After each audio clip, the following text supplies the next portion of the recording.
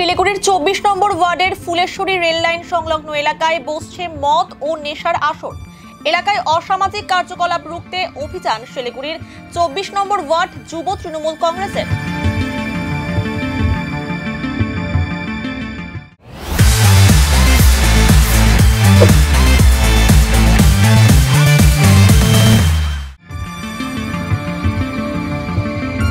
রবিবার 24 নম্বর ward councillor Pratul চক্রবর্তীকে সঙ্গে নিয়ে রেল লাইন সংলগ্ন এলাকায় অভিযান চালান যুব তৃণমূল কংগ্রেসের সদস্যরা। অসামাজিক কার্যকলাপের বিরুদ্ধে প্রতিবাদে সরব হন তারা।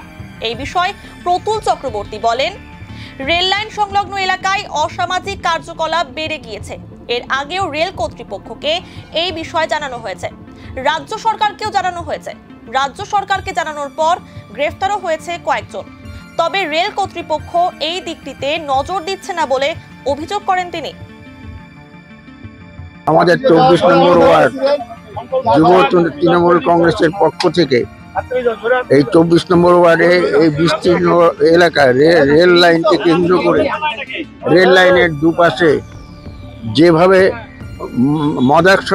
মদে আসক্তদের যেভাবে দাপাদাপি শুরু হয়েছে তার বিরুদ্ধে লড়াই করবার জন্য, প্রতিবাদ জানানোর জন্য আজ থেকে যুব তৃণমূল কংগ্রেস আন্দোলনে নামলো। এখানে আমাদের পরিষ্কার বক্তব্য, এই জায়গাটা হচ্ছে দুটো শাসন। একটা হচ্ছে রেল লাইন কেন্দ্র করে হচ্ছে রেল ডিপার্টমেন্ট দেখে, আরপিএফ বা জিআরপি যেটাই হোক, আর একটা হচ্ছে রাজ্য সরকারের প্রশাসন। রাজ্য সরকারের সাথে আমরা যোগাযোগ করেছি, রাজ্য সরকার কিন্তু এর মধ্যে পদক্ষেপ নিয়েছে, কয়েকজনকে গ্রেফতারও করেছে।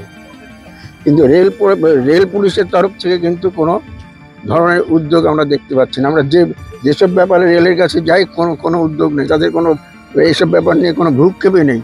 বিশেষ করে লেভেল ক্রসিং, সেখানে যে অবস্থাটা, দৈনিক অ্যাক্সিডেন্ট হচ্ছে, পড়ে যাচ্ছে লোকে, যে কোনো সময় যে কোনো লোকের প্রাণহানি ঘটতে পারে, রেলকে বলা সত্ত্বেও কিন্তু ওরা কিছু করছে না।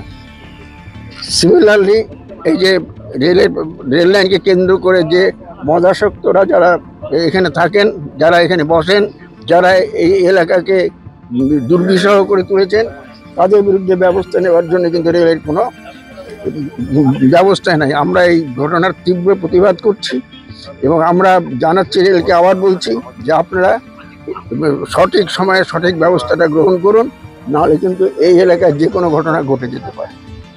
আমাদের তৃণমূল যুব কংগ্রেস এই আন্দোলনের সামনে।